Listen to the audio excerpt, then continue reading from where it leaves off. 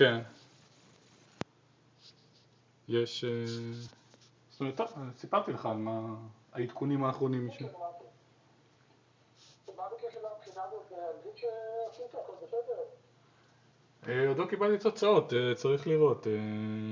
עוד מחכה לקבל את התוצאות מזה. בדואר שזה באמת הולך בדואר, אנחנו באינטרנט, מה עושים? הם שולחים בדואר, כן. איך? הם שולחים את זה בדואר. בדואר. עדיין לא הייתי את זה. אוקיי, בסדר. רק קטן, יהיה בסדר.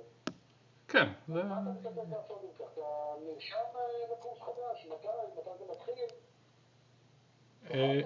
מה קורה? אני מחכה לשמוע, זה אמרתי, הגשתי בקשה כזאת בעצם להתקבל למסלול הזה,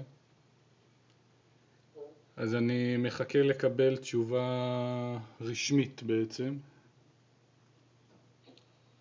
ואז נחליט מה עושים. שאני צריך גם לראות, יכול להיות אני עוד לא ביררתי את זה, אבל יכול להיות שב-IBM, אולי בטעות הם כן משלמים על לימודים, נראה, אולי זה גם אופציה. רגע, מה אפשר לעשות ב-IBM? לא הבנתי שלי. אולי הם משלמים על לימודים, אני לא יודע. כמו שעשו בקומברס.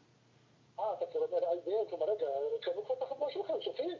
כן, כן, זה כבר התבצע, הבנתי, חשבתי שזה משהו מתוכנן לעתיד הקרוב, אבל זה כבר סופית. כלומר, אתה עובד IBM עכשיו. כן, יש לי כתובת אימייל ב-IBM, כן.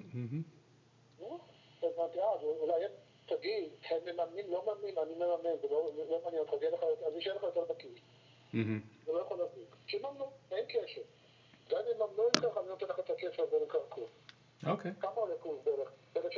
שמעת את זה בזמנו? כן. אוקיי, ואני אומר לו, לא אכפת לך, IBM, אם IBM יממנו, אז אומרים, אז גם אני אממן, אוקיי? אוקיי. אני רוצה לממן לך את הקורס.